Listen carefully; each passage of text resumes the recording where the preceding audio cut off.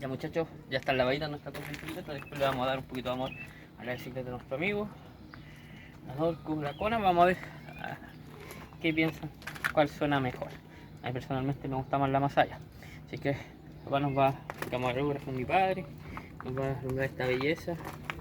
Es una Kona, o sea, una Norco Rampage 2, año 2020. Se va a ganar por acá para que podamos escuchar la masa como está.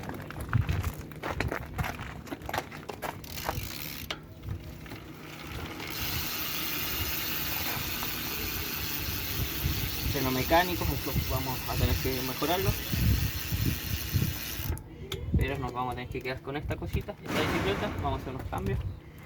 Y por acá tenemos esta delicia de bicicleta, mi Kona. Me la armé hace poquito, más de un mes.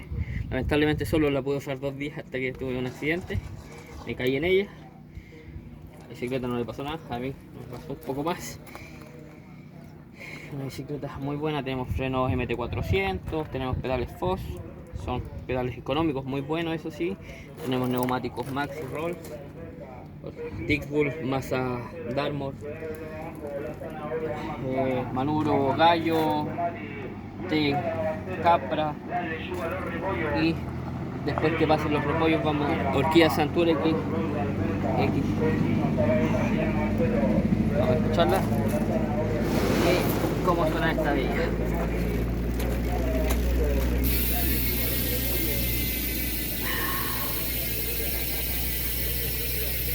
Una verdadera belleza.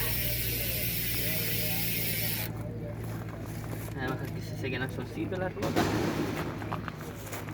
Y le vamos a dar amor a la bicicleta a nuestro amigo.